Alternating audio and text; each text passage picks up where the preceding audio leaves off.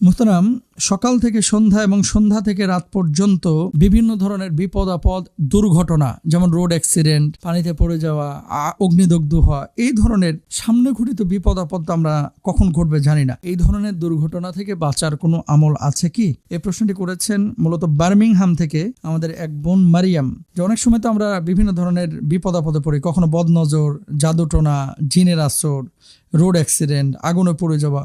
তো রাসূল সাল্লাল্লাহু আলাইহি ওয়াসাল্লামের কোনো আমল আছে কিনা যে সমস্ত বিষয় থেকে বেঁচে থাকার জন্য? নবীজি সাল্লাল্লাহু আলাইহি ওয়াসাল্লামে কিছু কিছু আমল পরিবারের সবাইকে করার পরামর্শ দিতেন এবং সাহাবী রিদওয়ানুল্লাহি আনহুম আজমাইনদেরকেও নবীজি সাল্লাল্লাহু আলাইহি ওয়াসাল্লাম এই আমলগুলো করতে বলতেন। তো নবীজি সাল্লাল্লাহু আলাইহি ওয়াসাল্লামের থেকে গ্রহণযোগ্য সূত্রে আমল দুটি বর্ণনা হয়েছে। দুটি আমলের কথা আল্লাহ রাসূল সাল্লাল্লাহু আলাইহি ওয়াসাল্লাম বলেছেন, কেউ যদি আমলগুলো করে তাহলে সামনে যে ঘটিত বিপদ আপদ, এই বিপদ আপদ থেকে আল্লাহ সুবহানাহু ওয়া তাআলা তাকে হেফাজত করবেন। সকাল সন্ধ্যা দোয়া পড়া। দেখেন, আবান ইবনে ওসমান বলেন, আমি আমার বাবাকে বলতে শুনেছি রাসূল আকরাম সাল্লাল্লাহু আলাইহি ওয়াসাল্লাম বলেছেন, যে ব্যক্তি প্রত্যেক সকাল সন্ধ্যায় 3 বার করে নিম্নোক্ত দোয়া পড়বে, কোনো কিছু তার ক্ষতি করতে পারবে না।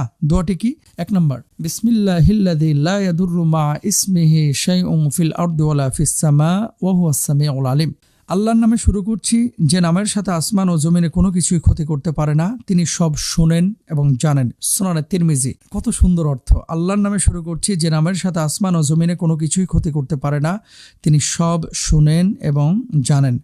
2 নম্বর, সকাল সন্ধ্যা 3টি সূরা পড়ুন। আব্দুল্লাহ ইবনে খুবাইব রাদিয়াল্লাহু তাআলা আনহু বলছেন, রাসূল আকরাম সাল্লাল্লাহু আলাইহি ওয়াসাল্লাম আমাকে বলেছেন, সকালে ও সন্ধ্যায় সূরা ইখলাস, সূরা ফালাক, সূরা নাস 3 বার করে পড়ুন। এই আমল প্রতিটি ক্ষতিকর জিনিস থেকে নিরাপত্তার জন্য যথেষ্ট হয়ে যাবে। তাহলে সকাল সন্ধ্যায় পড়তে হবে বিসমিল্লাহির রহমানির রহিম, কুল হুয়াল্লাহু আহাদ, আল্লাহুস সামাদ, লাম ইয়ালিদ ওয়া লাম ইউলাদ ওয়া লাম ইয়াকুল লাহু কুফুয়ান আহাদ। আপনি 3 বার পড়েন।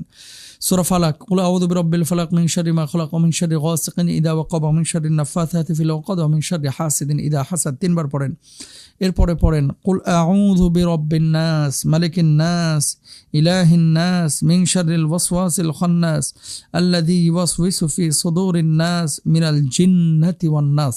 এই দোয়াটি আপনি 3 বার পড়েন। যদি এইভাবে 3 বার করে আপনি পড়েন, আশা করা যায় ইনশাআল্লাহ তাআলা বিপদ আপদ থেকে আল্লাহ সুবহানাহু ওয়া তাআলা আপনাকে হেফাজত করবেন। সকালেও পড়বেন, সন্ধ্যায়ও পড়বেন। আরেকটি কাজ অন্যান্য হাদিসেও রাসূল আকরাম সাল্লাল্লাহু আলাইহি ওয়াসাল্লাম বলেছেন, সেটি হচ্ছে আস-সাদাকাতু তারুদ্দুল বালা। সামনে ঘটিত বিপদ আপদ থেকে বাঁচার জন্য উল্লেখযোগ্য, কার্যকরী এবং গুরুত্বপূর্ণ আমল হচ্ছে আপনার দান সাদাকা করা। যদি দান সাদাকা আপনি বেশি বেশি করেন, ইনশাআল্লাহ তাআলা আল্লাহ সুবহানাহু ওয়া তাআলা আপনাকে বিপদ আপদ থেকে হেফাজত করবেন ইনশাআল্লাহ।